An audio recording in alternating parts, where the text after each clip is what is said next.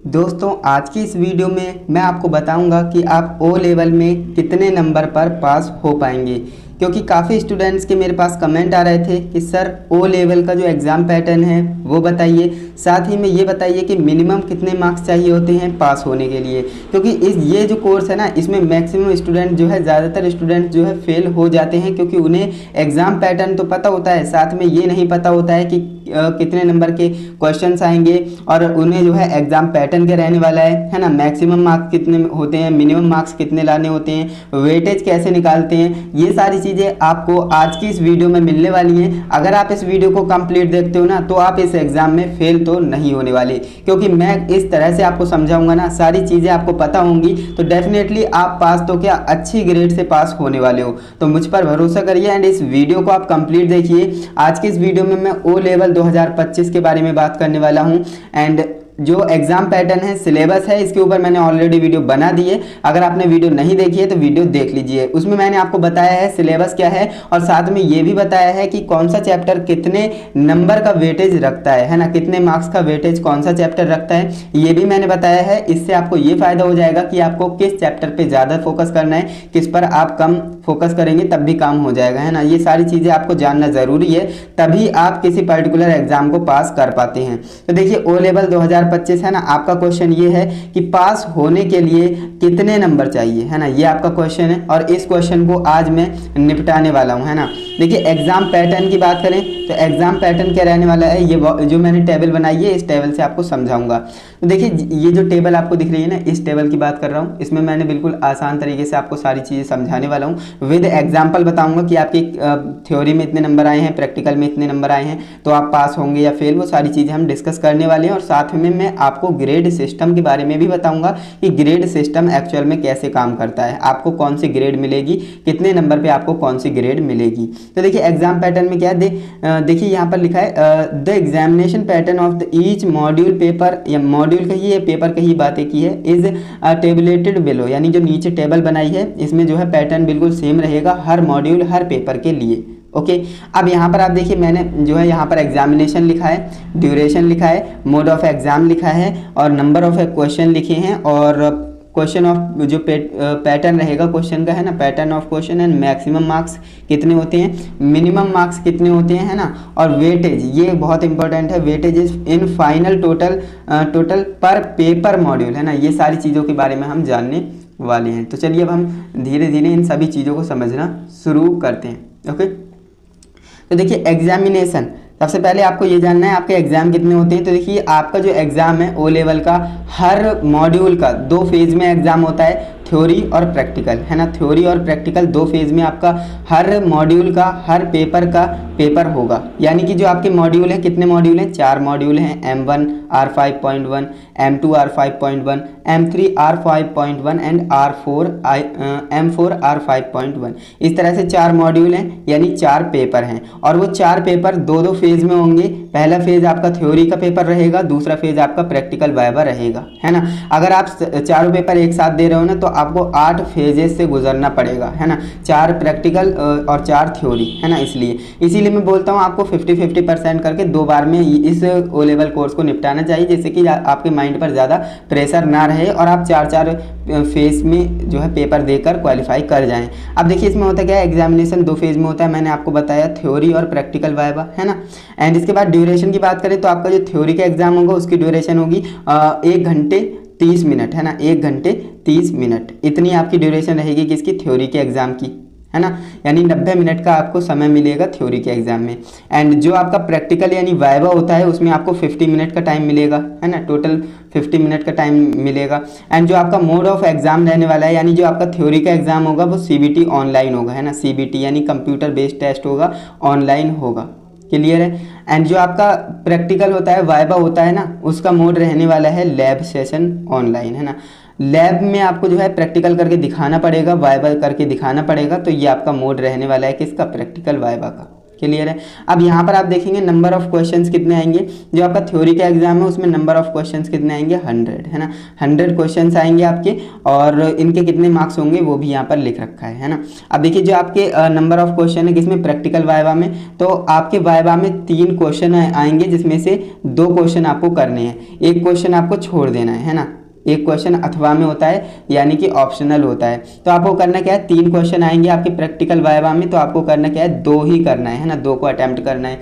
And ऐसा आप करेंगे ना, तो इसके बाद हम आगे बढ़ते हैं। देखिए पैटर्न ऑफ क्वेश्चन, आपके जो क्वेश्चन होगा उसका पैटर्न कैसे रहने वाला है, तो देखिए 100 आपके क्वेश्चन आएंगे कौन से, एमसीक्यू बेस्ड, है ना, एमसीक्यू बेस्ड आपके सारे क्वेश्चन रहने वाले हैं, और 100 मार्क्स के आपके क्या रहने वाले हैं, क्वेश्चन रहने वाले हैं, यानी 100 क्वेश्चन आएंगे एमसीक्यू, और एक एक नंबर का हर एक क्वेश्चन रहेगा, इस हिसाब से 100 नंबर के आपके क्वेश्चन हो जाएंगे। इसके बाद मैंने आपको बताया जो आपका प्रैक्टिकल वाइवा होता है उसमें 3 क्वेश्चन आएंगे जिसमें से 2 क्वेश्चन आपको करने हैं, और 2 क्वेश्चन आपको करने हैं, तो उसमें आपका जो है पैटर्न कैसे रहेगा क्वेश्चन का, देखिए आपको डेमोन्स्ट्रेट करके दिखाना पड़ेगा, है ना, यानी कि आपको करके दिखाना पड़ेगा, एंड वाइवा होगा आपका, है ना, तो डेमोन्स्ट्रेशन के आपके जो है 80 मार्क्स मिलेंगे, एंड जो आपका वाइवा होगा उसके आपको 20 मार्क्स मिलेंगे, है ना। तो इस हिसाब से ये भी जो है 100 नंबर का आपका पेपर होता है, क्लियर है, बिल्कुल। अब यहाँ पर ये आपको ध्यान देना है कि आपका जो डेमोन्स्ट्रेशन है उसके ज़्यादा मार्क्स हैं 80, और जो आपका वाइवा होता है उसके आपके 20 मार्क्स होने वाले हैं।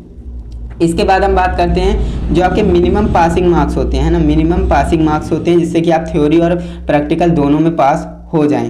तो देखिए इस ऐसे में आपको करना क्या है, आपको जो आपकी जो थ्योरी है उसमें आपको मिनिमम 33% मार्क्स चाहिए, है ना, पास होने के लिए मिनिमम 33% मार्क्स चाहिए, यानी कि आपके 100 क्वेश्चन है तो 100 में से आपको 100 क्वेश्चन 100 नंबर के हैं तो आपको 33 नंबर चाहिए, है ना, 33 मार्क्स चाहिए मिनिमम। अगर इससे कम है तो आप फेल हो जाएंगे, इससे ज़्यादा या इसके बराबर है 33 या 33 से ज़्यादा है तो आप थ्योरी में तो पास हो जाएंगे।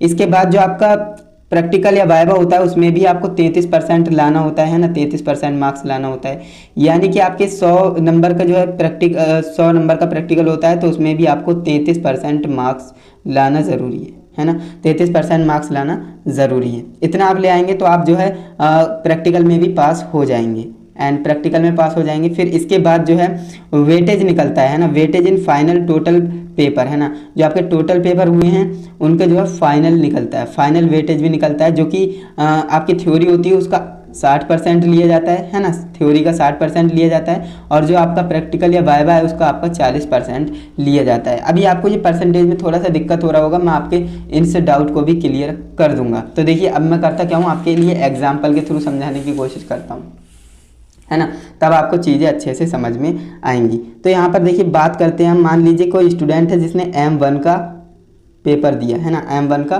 पेपर दिया जिसमें से उसकी थ्योरी और प्रैक्टिकल होगा, 2 फेज़ में एग्जाम होगा जैसे कि मैंने आपको बताया।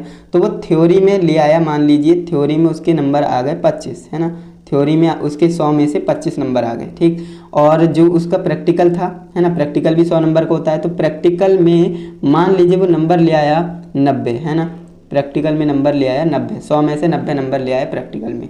तो ऐसे में हुआ क्या, देखिए मैंने आपको बताया था कि 33% चाहिए, है ना। अब देखिए जो थ्योरी है उसमें 33% यानी 33 मार्क्स नहीं है, तो यहाँ पर तो ये फेल कर जाएगा, और जो प्रैक्टिकल है इसमें 33 या 33 से ज़्यादा चाहिए, तो 33 से बहुत ज़्यादा है, तो यहाँ तो ये पास कर गया, लेकिन यहाँ पर फेल हो गया, इसलिए ये ओवरऑल क्या हो गया, फेल हो गया, इसको दोबारा एग्ज़ाम देना पड़ेगा।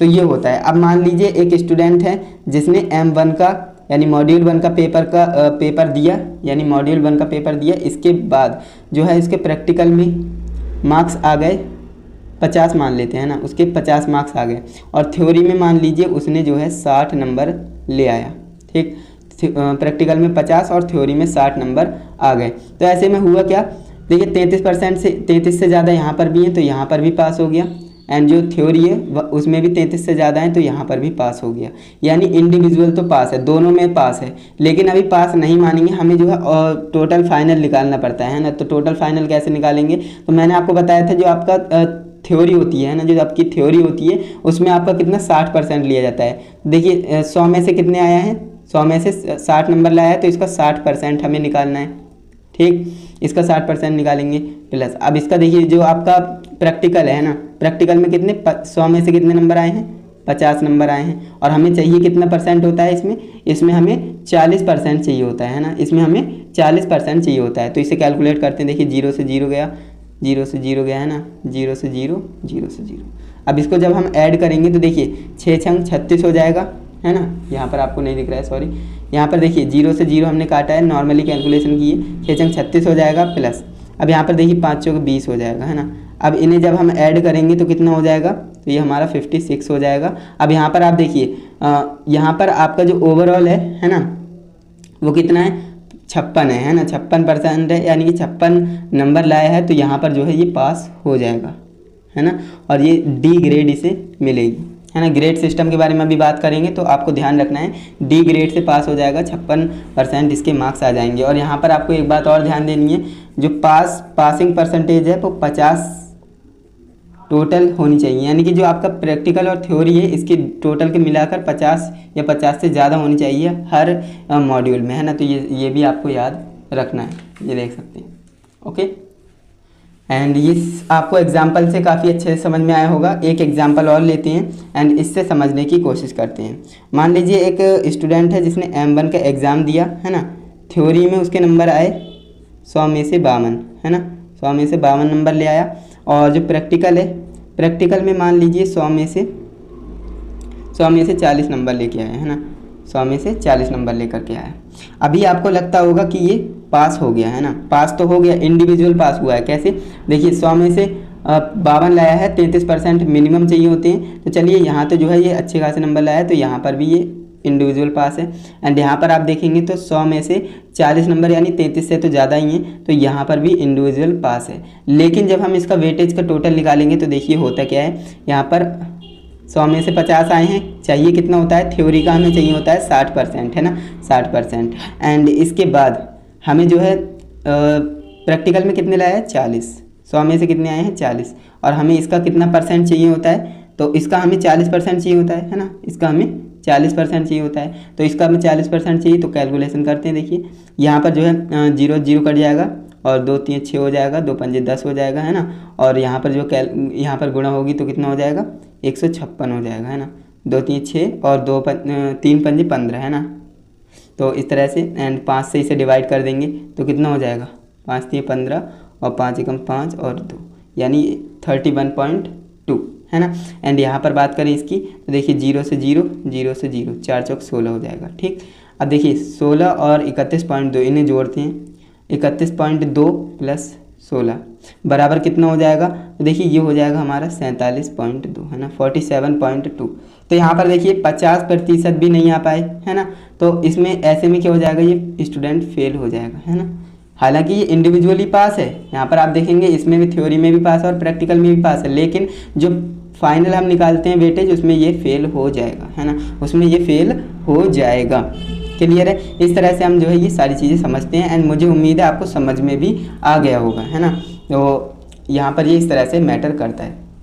एंड इसके बाद मैं बात करता हूँ कि आपको ग्रेड सिस्टम किस तरह से काम करता है, बट उससे पहले मैं आपको बता दूं फेल और पास का क्या क्राइटेरिया होता है, कब फेल कब पास होते हैं। तो देखिए M1 का मान लीजिए स्टूडेंट ने एग्ज़ाम दिया, थ्योरी में हमें 33% चाहिए होते हैं, प्रैक्टिकल में हमें 33% चाहिए होते हैं। तो यहाँ पर आप देखेंगे मान लीजिए थ्योरी में पास है, प्रैक्टिकल में फेल है, तो ओवरऑल क्या हो जाएगा, फेल हो जाएगा, है ना।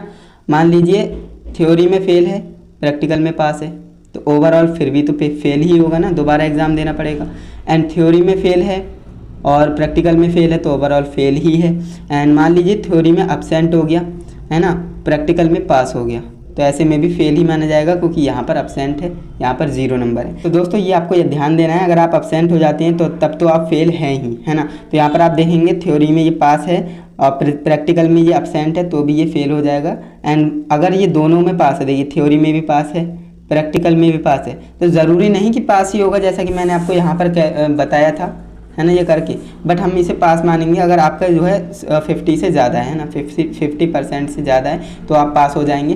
एंड मान लीजिए आप इसमें भी अब्सेंट है, थ्योरी में, प्रैक्टिकल में भी अब्सेंट है, तब तो आप फेल हैं ही, है ना। तो ये मैंने आपको बता दिया कब फेल कब पास होते हैं, वो सारी चीज़ें, है ना।